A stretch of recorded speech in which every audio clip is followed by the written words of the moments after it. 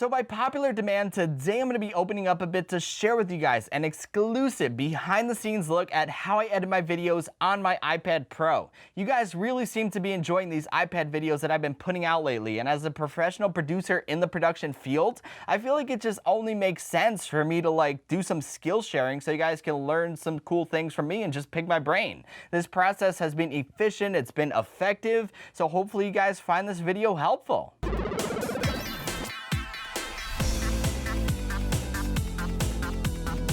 What is up, my friends? It's Ray back here, and today I'm going to be teaching you guys how to edit 4K videos on your iPad. Now, it is worth noting that this tutorial is not just limited to the iPad Pro that you see here in this video. Other models of the iPad are just as capable of this process because of their excellent hardware and software optimization. And yes, that does include the cheapest $300 model and the little iPad mini. You can get an effective and highly capable video editing setup nowadays for pretty cheap, and that is great. So without further ado, let's get right into this. Alright, so after all is said and done and I wrap up filming my footage, I'm all set and ready to import to my iPad. Before iPadOS, this was always the biggest challenge. This was the biggest pain point of editing on an iPad, especially since I personally shoot on Sony cameras, and as you're seeing on the right hand side over here, the file structures on these cameras is pretty complex, and with no proper file management system in iOS 12, that meant importing footage and working with a lot of video files was a real challenge.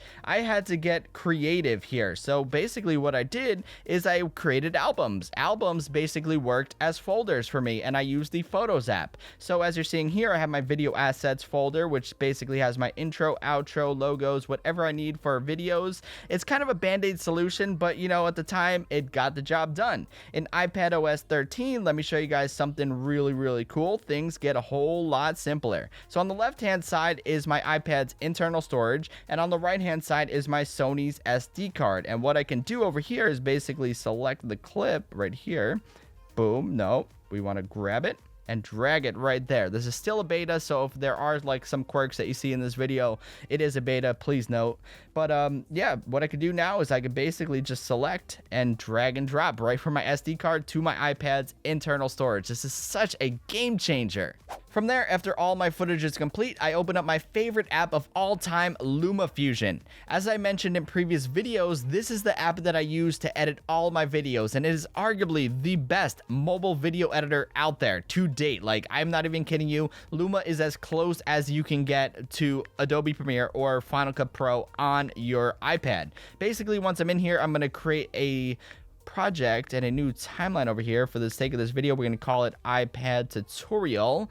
So from there, I'm going to import footage from iCloud Drive because it's technically not updated yet to iPadOS 13. So we're going to dig a little deep into the video projects, the iPad tutorial, and this is all the footage that I imported from my SD card to my iPad's internal storage. And I'm going to select, let's do this one right over here. It's going to download the media, and now it is in my media browser. So now I can basically just pull that clip right into the timeline and drag and drop whatever I want. I can drag and drop videos on top of each other. I can do layers, up to 6 layers. There's a lot that you can do in LumaFusion, and this is basically just a simple little import test of how you can do it. Since this is a tutorial though, and I'm kind of a perfectionist, I want to keep things straight to the point and try and teach you guys behind the scenes of what I know. So let me put together something real quick.